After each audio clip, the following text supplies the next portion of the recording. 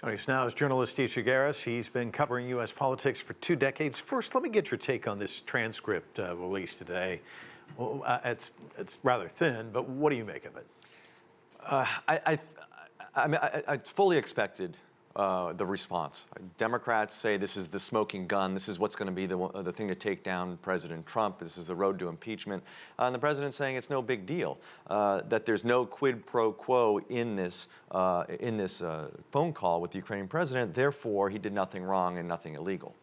It's interesting, though, as you read it, you see that he has a personal attorney in Rudy Giuliani, but you also get the impression that Bill Barr is also his personal attorney in the way the conversation is framed. And then in the Washington Post today, they basically were saying that Giuliani had this shadow approach towards Ukraine instead of the State Department, national security. Give me your read on all of that. Well, my read is that they're going to have to hear from Rudy Giuliani and Bill Barr on all of this. And Barr is suggesting he didn't know anything about this, that his name was dropped in this phone call until weeks or months later. But Rudy Giuliani has a lot of questions to ask, and I suspect, and we do know that Democrats want to get him to the Hill to talk about this, and I suspect he'll be called to the Hill to answer a lot of questions about this, because his role in this it's very clear, is very deep, and there's a lot of questions he has to answer. And he was just interviewed not too long ago where he answered one question, about 30 seconds later answered it differently. When you do that in front of Congress, that can get you into trouble. Yeah, it's one thing to do it to the media. It's one thing to do it under oath. So he'll have to get his story straight to try to clear some of this stuff up. Let me ask you about, we're already starting to see the defense by Trump. It's a hoax. It's a witch hunt. This is the worst thing ever. Comments about Biden as well. How do you see the president dealing with this? Because this is going to be a long process. Yeah, I mean, one thing to keep in mind here is this is not a legal proceeding, right? This is a political proceeding. Therefore, there's no threshold for anybody to meet in terms of a legal standard. The president doesn't really have to come up with any proof that he did something or didn't do something, and the Democrats really don't have to have any proof that says beyond a reasonable doubt the president did what he did.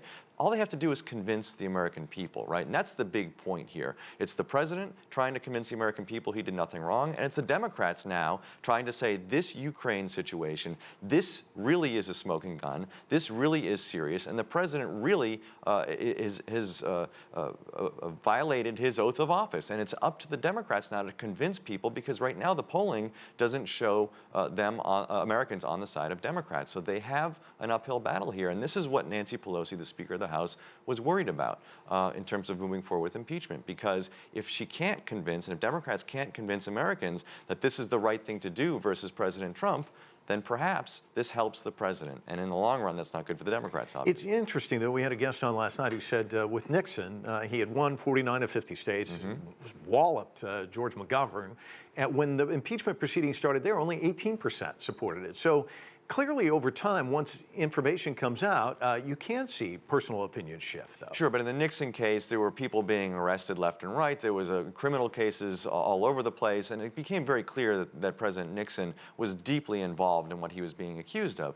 The Democrats now have to try to make that argument to the American people that Donald Trump knew exactly what he was doing, and what he was doing was a clear violation. And unless they do that, and again, this is a political process, then it all comes down to the public's opinion on this. And they can go forward with impeachment, and as we heard, impeachment doesn't necessarily mean the president is removed from office. But if Democrats in the House impeach the president, they better have explained to the American people why they did this and have the American people on their side, or else they run the risk of having political backlash next year. There's been a lot of reporting that there's no appetite for impeachment, and Speaker Pelosi has been reported was very hesitant to move on this.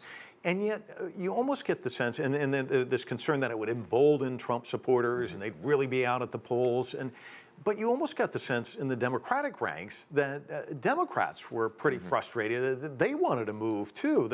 They wanted to feel as though their party was going to actually take some action. They looked rather weak. So talk to me about that whole dynamic and how that was playing out. I mean, I think, first of all, that Pelosi doing what she did has energized the Democratic base. So you're going to have Trump's base and the Democratic base both energized on this. The question is the folks in the middle. And again, these are the people that need to be convinced that impeachment is the right thing to do here.